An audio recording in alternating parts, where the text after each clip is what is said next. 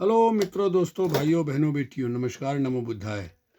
रवि रविकांत गौतम जी की ये कहानी मुझे बहुत पसंद आई, इसलिए आपको सुनाना चाहता हूँ।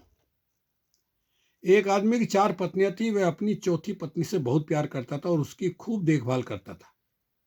उसको सबसे श्रेष्ठ देता था। आप जानते हैं, पहले राजे महाराजे तो 1 2 3 4 10 20 पता नहीं कितनी रानियां पत्नियां होती थी। तो वह अपनी तीसरी पत्नी से भी प्यार करता था और हमेशा उसे अपने मित्रों को दिखाना चाहता था। हालांकि उसे हमेशा डर था कि वह कभी भी किसी दूसरे इंसान के साथ भाग सकती है। वह अपनी दूसरी पत्नी से प्यार करता था। जब भी उसे कोई परेशानी आती तो वह अपनी दूसरे नंबर की पत्नी के पास जाता और समस्या सुलझा देती वह उसकी समस्या सुलझा देती।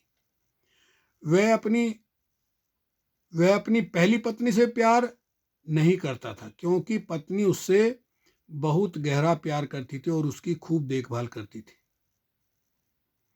एक दिन वह बहुत बीमार पड़ गया और जानता था कि जल्दी ही वह मर जाएगा। उसने अपने आप से कहा, मेरी 4 पत्नियां हैं, उनमें से एक को अपने साथ ले जाता हूं।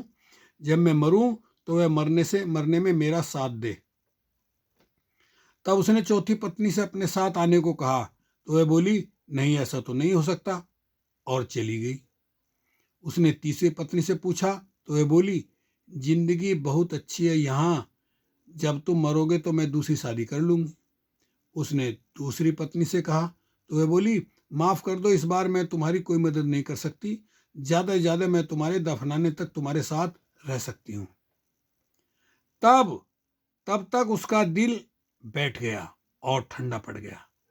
तब एक आवाज आई, मैं तुम्हारे साथ चलने को तैयार हूं। तुम जहां जाओगे मैं तुम्हारे साथ चलूंगी। देखिए, उस आदमी ने जब देखा तो वह उसकी पहली पत्नी थी। वह बहुत बीमार सी हो गई थी। खाने पीने के अभाव में वह आदमी पश्चाताप के आंसू के साथ बोला, मुझे तुम्हारी अच्छी देखभाल करनी चाहिए थी और मैं कर सकता था। दरअसल मैं सबकी 4 पत्नियों में जीवन है। दरअसल हम सबकी 4 पत्नियों में जीवन है। चौथी पत्नी हमारा शरीर है। हम चाहे जितना सजा लें, संवार ले, जब हम मरेंगे तो ये हमारा साथ छोड़ देगा। दूसरी पत्नी है हमारी जमा पूंजी, रुतबा। जब हम मरेंगे तो दूसरों के पास चले जाएंगे। तीसरी पत्नी है हमारे दोस्त व रिश्तेदार, चाहे वे कितने भी करीबी क्यों ना हो, हमारे जीवन काल में पर मरने के बाद से हद से हमारे अंतिम संस्कार तक साथ रहते हैं। और चौथी और पहली पत्नी हमारा पहली पत्नी है हमारी आत्मा, हमारा चित्त, हमारा मन, जो सांसारिक मोह माया में हमेशा उपेक्षित रहती है।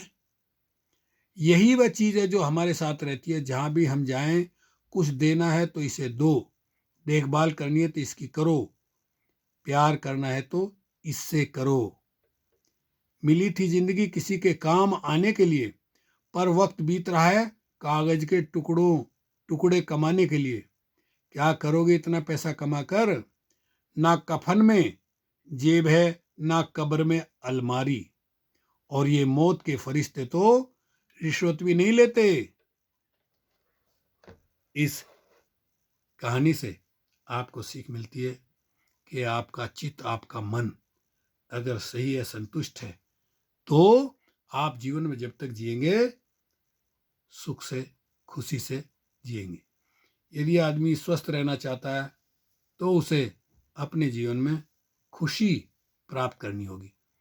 और खुशी जरूरी नहीं कि वो पैसे से आए, वो तो आपकी मन की सोच, आत्मसंतुष्टि, मन में जितने विकार है उनको निकाल करके, विपश्यना साधना करके मन को निर्विकार करें और जीवन को सुखमय बनाएं।